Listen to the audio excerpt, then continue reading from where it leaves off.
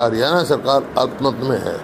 इसका कोई नैतिकता के आधार पे कोई सरकार में रहने का कोई नहीं आधार है। मॉरल ग्राउंड्स पे इनको तुरंत इस्तीफा दे देना चाहिए या गवर्नर साहब को डिसॉल्व करके दोबारा चुनाव कराना चाहिए। आप मानते हैं कि समय से पहले चुनाव हो सकते हैं विधानसभा में? तो कराने चाहिए। जब माइनॉरिटी गवर्नमेंट चल रही है तो हमने तो मांग की है चुनाव कराओ।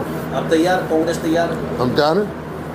मैं तकरीबन पूरे हरियाणा में मैं गया और जो लोगों का रुझान देख रहे हैं उसके तरफ से साफ नज़र आ रहा है कि लोगों का रुझान कांग्रेस के पक्ष में है और उसके हिसाब से मैं कह सकता हूँ उसके आधार पे कि क्लीन स्वीप भी हो सकती है।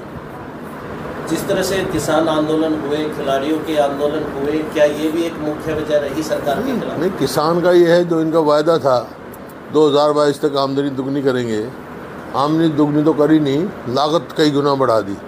तो किसान भी परेशान है, मजदूर भी परेशान है, व्यापारी कर्मचारी सब परेशान है सरकार से, चाहे शहरी हो चाहे ग्रामीण हो। तो इस वास्ते हर वर्ग का, हर 36 बरादरी का रुख कांग्रेस की ओर है। जो सोनीपत से भाजपा के प्रत्याशी हैं सर, भाजपा के प्रत्याशी उन्होंने गड़बड़ी करने के आरोप लगाए हैं, तो फर्जी वोट करने के आरोप लगाए हैं, तो उन्होंने कहा कि भीतरी घात हुआ। नहीं, भीतरी घात का तो मैं क्या बता सकता हूँ, उनकी पार्टी का मामला है। लेकिन जहाँ तक फर्जी बात है, ये फर्जी बोगस हो या कोई पोलिंग हो तो ये उस समय पोलिंग एजेंट होते हैं, हर कैंडिडेट होता है, वहाँ एतराज़ होना चाहिए, उसका निवारण होता है।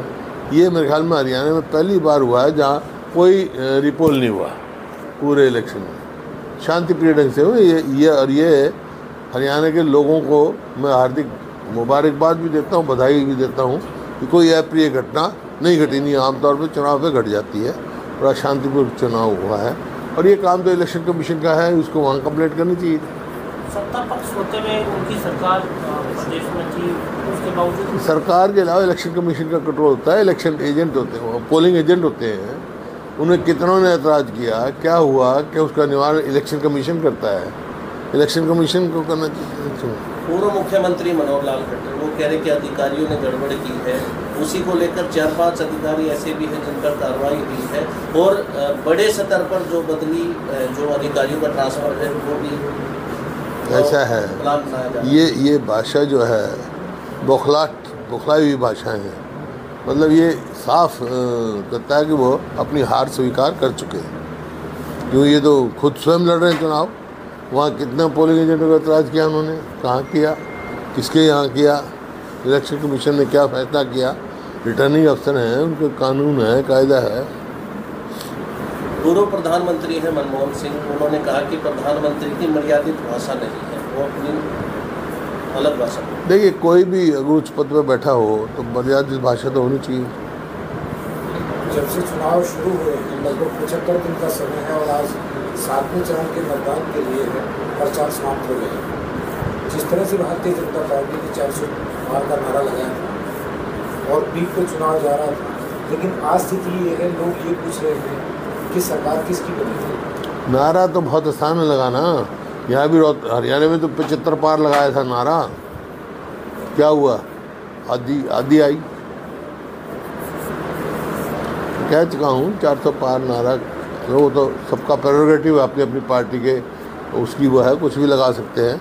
लेकिन असलियत ये है कि साउथ में तो साफ है, नॉर्थ में बीजेपी हाफ है, बीजेपी का गिर गया ग्राफ है। सर, जिस तरह से सरकार अल्पमत में आ रही है और चुनाव के बाद में यदि कांग्रेस केंद्र में कांग्रेस आती है तो क्या हरियाणा में भी जो जोड़ तो नहीं, कोई भी हो कि केंद्र में किसी की भी सरकार हो, लेकिन जो कोई भी सरकार, हरियाणा सरकार अल्पमत में है।